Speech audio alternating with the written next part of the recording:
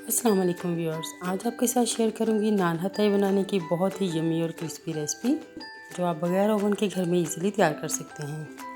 तो इसके लिए पैन में 2 टेबलस्पून ऑयल डाल लें, साथ ही इसमें आधा कप बादाम शामिल कर दें।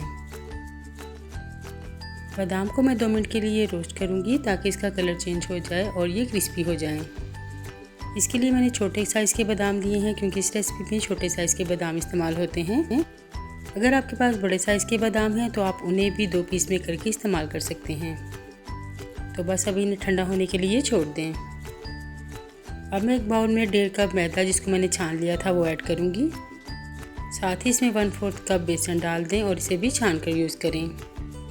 अब इसमें 1 कप पिसी हुई चीनी जिसे मैंने सिंपल ग्राइंडर में डालकर पीस लिया था वो शामिल करूँगी। Half tea spoon baking powder और 1/4 टीस्पून इसमें बेकिंग सोडा डाल दें। अब इसे हाथों की मदद से इस तरह से मिक्स कर लें। जब भी आप कोई केक, बिस्किट्स या बेकरी आइटम बनाएं तो सारे स्टेप्स को ज़रूर फॉलो करें वरना आपकी रेसिपी जो है वो ख़राब हो जाएगी। अब 1 कप देसी घी ले लें जो ना तो ज़्यादा जमा हुआ हो और ना ही ज़्यादा लिक्विडी हो। तो इसे हम मैदे में थोड़ा थोड़ा करके शामिल करेंगे और इस तरह से हाथों की मदद से इसको मिक्स कर लेंगे।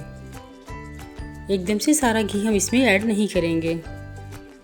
तो जब ये इस तरह से मिक्स होना स्टार्ट हो जाए तो फिर हम इसमें थोड़ा सा घी शामिल करेंगे।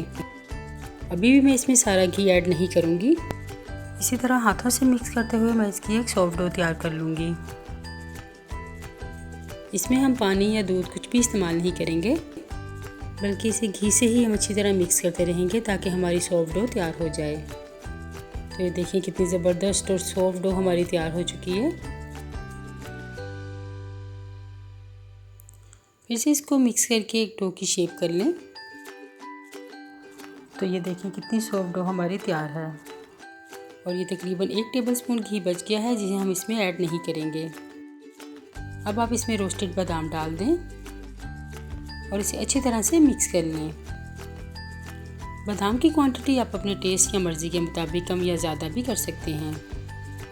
अच्छी तरह से इसमें मिक्स करने के बाद इसको 10 मिनट का रेस्ट दें और 10 मिनट के बाद हम इसका थोड़ा सा पोर्शन लेंगे। तो पहले हम इसे हाथों की मदद से इस तरह से गोल करेंगे और फिर इसको प्रेस करते हुए इसकी कुकी तैयार कर लेंगे। साइड से भी आप इसको अच्छे से फ्लैटन कर लें। ये हथाइयाँ साइज़ में थोड़ी बड़ी होती हैं तो मैं बड़े साइज़ की हथाइयाँ तैयार कर रही हूँ। तो अब मैं इसे एक ट्रे जिसमें मैंने बटर पेपर लगाया था उसके ऊपर रख दूँगी। तो इस तरह से सारी कुकीज़ में इसके ऊपर सेट कर दूँगी। अब मैंने एक अंडे की जर्दी ले ली और इसे अच्छी तरह से मिक्स कर लिया है। तो इसे हम ब्रश की मदद से बहुत स्लाइटली इसके ऊपर अप्लाई करेंगे। कुकीज़ के दरमियान हम थोड़ी सी स्पेस रखेंगे ताकि ये अच्छे से राइज हो सकें। तो इस तरह से सारी कुकीज़ के ऊपर मैं एग योक अप्लाई कर दूंगी। अब मैं एक पतीली में एक स्टैंड रख दूंगी और इसे कवर करके 15 मिनट मीडियम फ्लेम पर प्री हीट कर लें। 15 मिनट के बाद आप एहतियात से इसका ढक्कन उठाएं और इसमें नान हथाई की डिश रख दें।